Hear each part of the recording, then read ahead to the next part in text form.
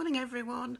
Today's poet is going back in time, and I've picked the English writer and cleric John Donne, whose dates are 1572 and he died in 1631.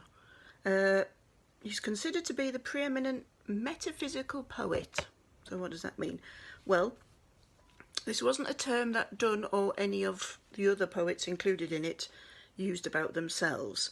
It was applied much later, and not really in a positive way, by the critic Samuel Johnson, and it was to describe a loose group of 17th century poets whose work was characterised by the inventive use of what they call a conceit, or an extended metaphor. They also put greater emphasis than before on the spoken word rather than the lyrical quality of their verse. And the criticism was that they sort of used their heads rather than their hearts when they were writing. Donne didn't write for publication. His manuscripts were usually handwritten and were just passed around amongst his friends and followers. Fewer than 8 of his poems were published during his lifetime, and only 2 of those publications were actually authorised by him. So the poem I've chosen is called The Sun Rising, hence I'm sitting in the sun. And it's a perfect use of this thing that I called conceit. It's a love poem. It's got 3 verses.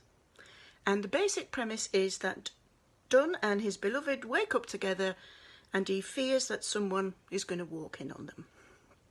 And the unwelcome intruder is the sun, which throughout the poem Donne treats as a person. And that's the conceit, the extended metaphor that the sun is personified. So in verse 1, he tells the sun off and tells it to go and disturb other people. Lovers are more important than everyone else and don't have to follow the normal rules, such as getting out of bed. In the second verse, he takes on the power of the sun, saying that the lovers are brighter and more powerful than it and all the treasures of the world. And in the last verse, he goes a little bit further and he kind of turns things around when the lovers become the centre of the earth and everything else revolves around them. And given that the sun's role is to warm the earth, then the only job it has to do is to stay there and shine on them because they're at the centre of everything. Simple, huh? And quite well worked out. It also means that the lovers escape discovery and any sort of criticism. Clever guy, huh? Okay, so we'll give this one a try. It's obviously written in Old English, but I'm hoping it's reasonably easy for me to read. So this is The Sun Rising by John Donne. Busy old fool, unruly sun, why dost thou thus through windows and through curtains call on us? Must to thy motions lovers' seasons run? Saucy pedantic wretch, go chide late schoolboys, sour prentices, go tell court's huntsmen that the king will ride, call country aunts to harvest offices.